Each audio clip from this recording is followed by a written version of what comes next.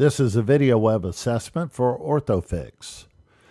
We're going to look at a number of things today, and this is a recording to supplement the call that we'll be having tomorrow.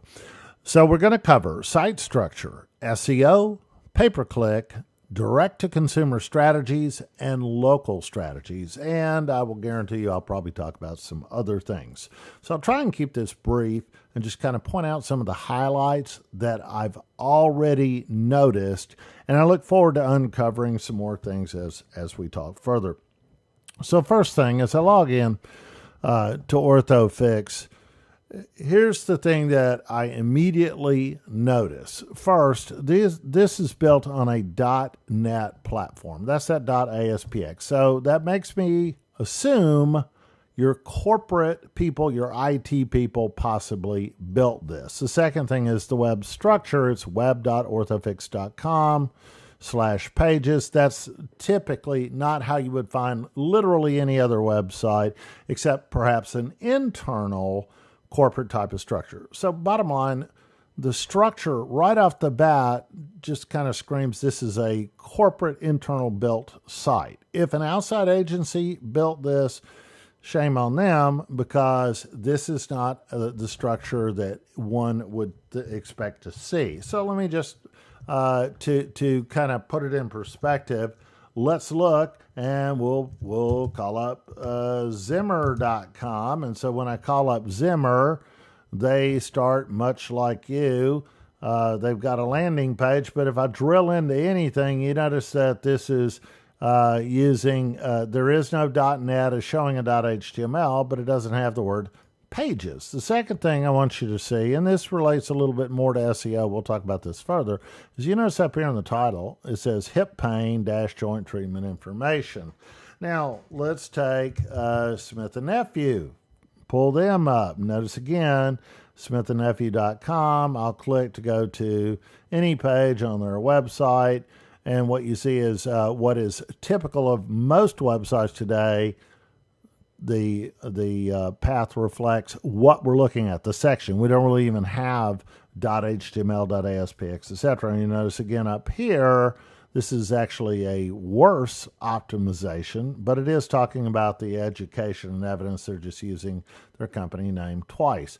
And then last, let's take a peek at Medtronic.com. And Medtronic is, they're showing language, which again is not really a good way to do it. I'm just picking out pages at random, and you see again healthcare procedures, cardiac rhythm. But again up here we don't have the word pages. So going back to you, you have literally no optimizations. Pages - home, and then if I click on anything else, it leaves with pages. So it's not optimized at all. This is built like an IT person would build this. And it, of course, is not www. It says web, which, you know, it's just not good.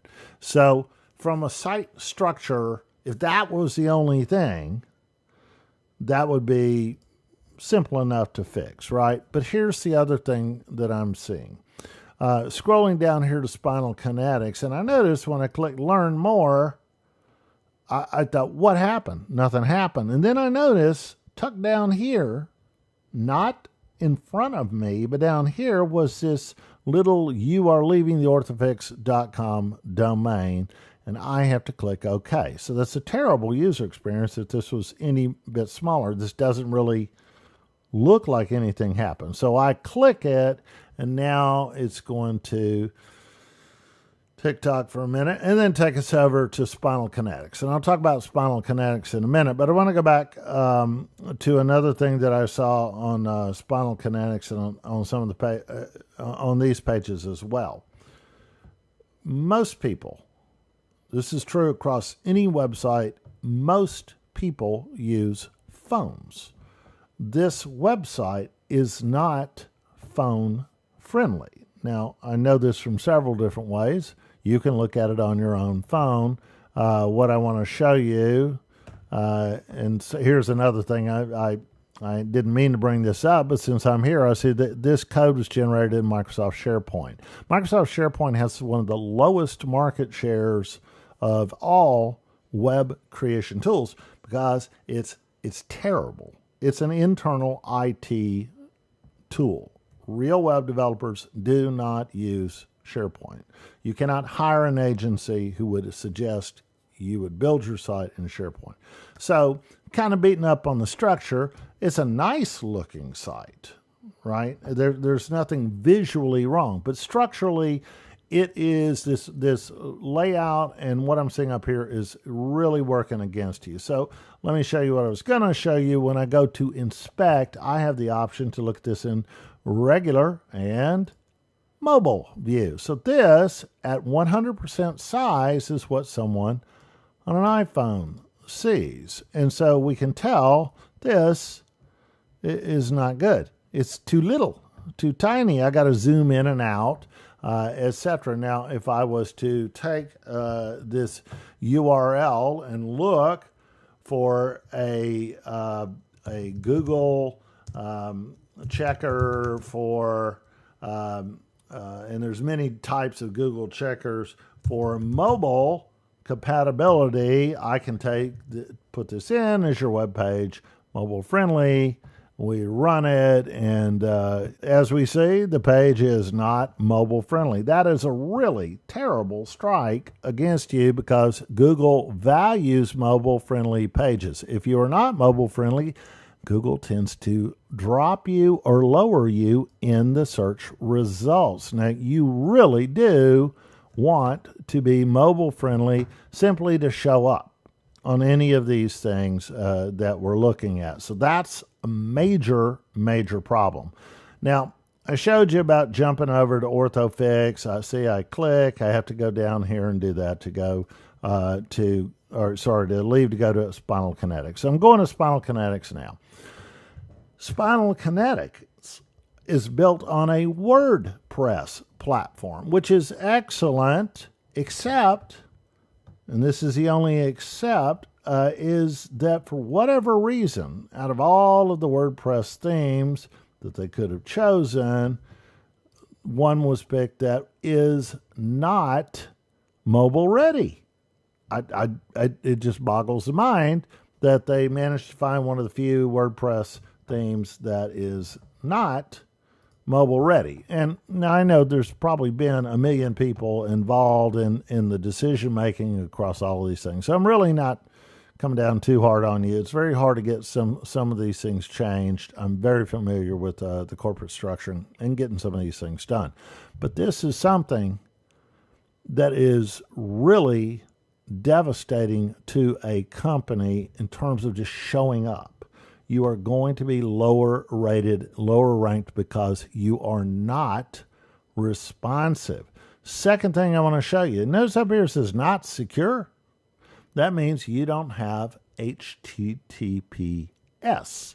Today's, data conscious environment, everybody's afraid of their information getting stolen, and so they do HTTPS. Google rewards you if you are HTTPS. And I'll go to Medtronic again. They haven't even got it up. And see this little, your connection to the site is not secure. That's starting to show up more and more. If we look at our Zimmer friends, they're secure. Let's try somebody else. Let's try JoyMax and see what those guys come up and I can see already they've got HTTPS on there. Here's one of our clients, Therapeutics, bone graft, peptide enhanced bone graft, and we're HTTPS too. So HTTPS is the other critical success factor that you have to have in order to really compete on a level playing field. Last thing that I want to show you. When I go to see it in action and I click, I get an ugly message. You must install the Flash browser plugin. Whoever built this many years ago because Flash is simply not used. And I even brought it up to show you, is Flash still being used? And the answer is yes, it's being discontinued. It will be dead by 2020. On a phone, you really, it's just not even given away on a phone. So what you want to do is do something, a strategy where you pull your information in from sorry, wrong client. Where you pull your information in from YouTube and use that, and you use what's called HTML5. So here's a video. When I click it, the entire page will open up either in what's called a light box, or it will either link and go to it. And so I didn't let this finish loading all the way, but this would load up and display as a light box. And so this is the type of thing where you can display content much better. It works on every single platform. So that's something that I saw that you need to be aware of. All of your video content is in Flash, and it won't get indexed. So when people search for videos, you don't get found.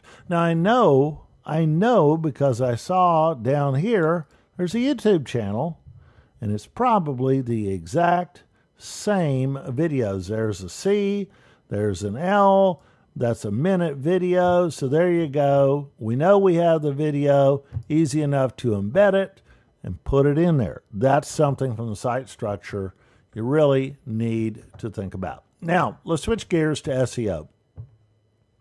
From an SEO perspective, I've already pointed out this isn't optimized at all. What I mean when I say optimization, if I search for example, artificial disc replacement, what I'm going to see once I get past the ads is content that has those key words and phrases in the title as well as in the content. So I'm looking at the very first one, spine.org, and that when we look up here, you see that the title says artificial disc replacement. Further down, artificial disc replacement, and when I inspect this, it shows me that this is the H1 tag. You only have one of those, and you can have as many H2s and 3s and so forth as you like, but you see down here, we use those words amongst these little formats. See, there's an H2. That's how you outline things. And if you follow that metaphor for outlining and putting the proper content on there, you tend to show up higher. Now, going back here, every single page you have has the word pages. This is literally your home page. Now, bear in mind, when I go to orthofix.com, I have this challenge page that I'll go to orthofix.com, and I got nothing. It says, welcome to orthofix.com, USA International. You really need to have content on this page, even if it's not seen, so that you can be found. Now, once I click through to the USA, this again is where we need to have something reflect something other than the word home. You don't even have home on here. You've got improved patients' lives.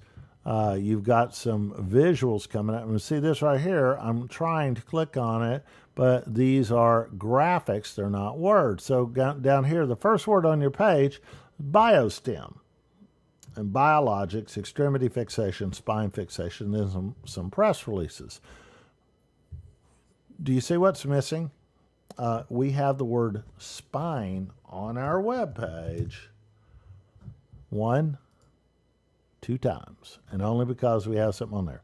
So you really need to have some content on your page. You don't have anything about what Orthofix is in text terms, and we don't talk about spinal fixation, cervical, lumbar. We don't use those things on here. It's really not targeted for people to find you. Now, granted, most people who come to orthofix.com are coming here because they typed Orthofix and they found you. That's not a problem. When we search for Orthofix, I see it and it says, welcome to Orthofix. And then I've got my other pages that I could click into, get into. So that's really not that huge a problem. But if you can't do it right on the top level page, which all the other pages link to, there is no trickle down. There's this thing that is called an internal link strategy. And what that means is that when you have a link, much like this, and I click on it, the word investors is associated from this page to the next page as long as it says that on here. So it's an internal link. And by doing this, you get more and more ranking internally and externally on Google because it looks like you have created the, quote, web of pages. It's something you need to look at doing, and the easiest way to do it, put all that stuff down here at the bottom. Now notice where you've got some of these links here, about us, healthcare, etc., right? Where's our products? Where's our biostem, biologics, etc.? We have some up here, but you can have them down here too. You can have anything you want down here in the footer. Put additional content. It's just one of those things that I see. This page is not optimized for the types of people that would be looking for the page. And again, I guarantee you, if you look at your Google Analytics, you're going to see the majority of the traffic is direct, which is inbound. But you need to look and see where are people searching and coming in as well. It just helps all the way across. On the Spinal Kinetics side, because this is a WordPress site, it's kind of a little more forced. That's usually page title, pipe character, and whatever the site name is, which in this case is Spinal Kinetics. You got the same problem. There was little to no thought put in there about how to get found. So I'm going here to the M6C artificial cervical disc. That's throwing me into the first page, which is natural disc pipe. Spinal Kinetics, natural disc. Well, that's one of those things that I might really search more for: cervical disc or cervical disc anatomy or words like that. That's not what we've got here. Now, again, and then further down, you see our Flash player where this is embedded, it's blocked. I can go on, but I'll move on to the next thing. Pay per click. This is the thing that I want to talk about, that if you don't have a really tight SEO strategy, you can make up for it with a paid strategy. Now, bear in mind, paid strategies work best when they point to content that reflects what the ad is about. So if we were doing something for the M6C disc and we were talking about artificial disc, we would want to make sure that we had the words artificial cervical disc throughout the content. And so that's where our ad would be relevant. So I didn't really go looking for a pay-per-click strategy, but I did notice, interestingly, when I was searching for a very broad topic, artificial disc replacement, and you notice this is Google's telling us what people look for: reviews, success rate, problems with, etc., that I noticed right there, get M6 disc replacement. And it's like, wow, they've got a good domain, artificialdiscreplacement.com. And I come to find out that's a doctor in Germany, I believe. And he's promoting your disc, but he is the one showing up whenever people are spending money on this. So I guess it's working for him because those ads keep popping up everywhere. So I don't know what your pay-per-click strategy is, but when you go to consider it, the pay-per-click is going to be determined by audiences. We rarely recommend a national campaign at first. What we look at doing is doing a very tightly themed, that means using those results, long tail results that we want to get people in and convert them, drive them to landing pages on your website that accurately reflect what the ad said, and do that in markets where we have doctors so that we can have a surgeon locator, and so we can see if we can move the needle on sales. If you don't tie it back to sales, why are we doing this, right? Getting visitors to the website is the least thing you should be concerned about. Quality visitors, quality conversions. That's what you want to focus on with a pay-per-click campaign. That's why we also focus on return on investment. How are we going to measure it? Against actual sales. That's what you got to focus on. Next thing I want to talk to you about is direct-to-consumer strategies. So right now, when we look at Orthofix, we have patients. And when I click on patients, I've got patients and caregivers. I've got something about bonestimulation.com, and I've got mtf.org and limbhealing.com. So it looks like you've gone down a couple of roads here with regards to direct-to-consumer marketing. So I'm pulling up this bonestimulation.com. See what we get. So here's spinal stem fusion therapy, therapies, and it's got a little graphic thing here that lets me look to see how it works.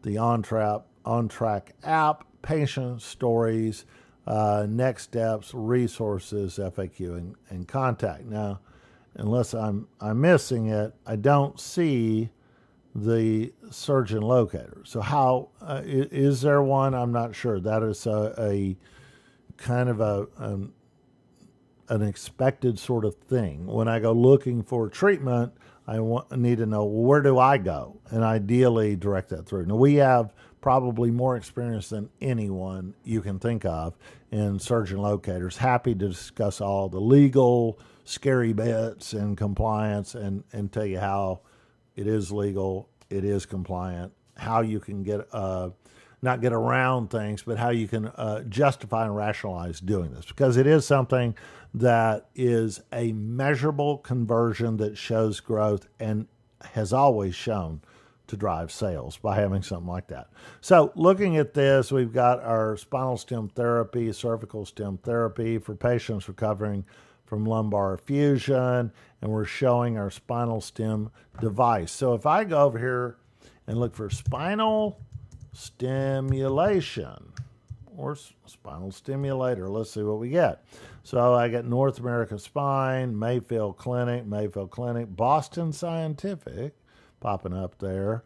A Medium article, why I passed on this. Medium, any idiot can write for Medium. I speak as one of them. And you can put this stuff out there, and for whatever reason, some people take this as gospel, as useful information. But I'm serious. You can write anything. Why I think the spinal cord stimulator is the best thing ever and should have a national holiday on Medium. So regardless, it's there. WebMD is there. Medtronic, SJM. I'm not seeing you guys showing up. Therein lies the problem. On North American Spine, these people are running this. Pretty sure they're not selling stimulators, but this is where you've only got, at my look, one ad that you can compete against. Depending on what it is, spinal stimulator, implant reviews, problems, complication, etc. This is where these long tail keywords are where you can jump in, test the waters for this, and direct it to that consumer website that you've got. And that's true for all strategies. But again, what is your conversion? And that's where you want to put in an ROI. Getting people to the website is just not good enough. Now, looking at this, FAQ and contact, and I'm seeing down here, if you're current patient, thank you. Here's something on here. What I'm looking for is, what is our call to action? And that's where maybe I'm missing this, but this is something that for people who have been prescribed a stimulator or who think that might be an option for them, what's their call to action? And that is really what I would love to learn from you. I want to show you an example of some very successful direct-to-consumer campaigns that we've done. So one of them, probably our biggest one, is rediscoveryourgo.com. And Rediscover Your Go, across the board, I believe they're competitors for some long bone fixation. But what we're focusing on right here is the hip and knee, primarily shoulder something new we just rolled out. But for the hip surgery, knee surgery, we have focused on creating content and campaign strategies to drive people to this website. One of the key conversion tools, of course, is the Find a Doctor. So if I look for 90210 and I search for that, I've got multiple products. I searched for the Navio robotics assistant and it shows me doctors near me. You'll notice also I've got tracking on the phone number, whether they look up the address, if the doctor has a website, and request an appointment. So people can actually request an appointment at the same time. Also, cross-referencing to other products in the event somebody wants to look. And as soon as I do that, it re-lists all of the associated doctor with that product. We run ads to drop people into content about knee surgery, focusing on treatments and focusing on sometimes broad, when we saturate the market, on conditions and also on technology. When we bring people into this, we have a percentage of conversions that we take. A conversion is someone calling the doctor's office, visiting the doctor's website, or finding the address, or requesting an appointment. That is a portion, a small portion of the people that we send in. However, and then with that portion of people that go and click that, we take an even smaller portion. That's what we base our ROI on, because based on all of the other activities in the company, we say that 7%, that's our magic number we use, 7% of all people who click in here will get a surgery. And the numbers bear us out. We have a 6.6 to 1 return on investment. So if they spend $200,000 with us, they are going to get back $1.2 to $1.5 million in sales. This has been proven time and time again, and the only time we were wrong was when the sales results were higher. And so this is where a good, tight strategy with measurable conversions can be tracked, can be justified, can be ROI'd, and we can take that all the way back to sales. And now it's something that you can grow upon rather than just taking a guess. So I'm really into, as you can tell, return on your investment. Last thing I want to talk to you about is local strategies. And this is something that no matter what we do, whether it's on the spinal stem therapy, talking about this, whether it's on a cervical disc, whatever it is, at the end of the day, people tend to look for conditions, herniated disc, and when we look for herniated disc, we tend to see best of class according to Google, Mayo Clinic, WebMD. Here's a nice little Google graphic. Google goes out of their way to deliver us what they think is the best information and really to try and get us to not go anywhere else. Now, when we do herniated disc treatment, we tend to localize. You'll notice that it says near me down here. That's one of the biggest ones.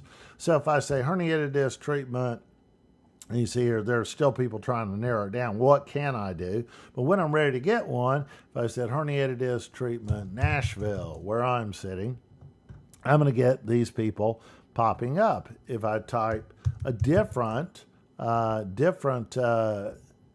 city, I'm going to get a different result. And so I'll show you, like in Dr. Hopkins' case, when I typed in Encino, I've got Dr. Thomas Hopkins showing up. And he showed up because he had correctly formatted. Notice it says herniated disc. Encino says where he is, so it's localized for him. That's why it showed up.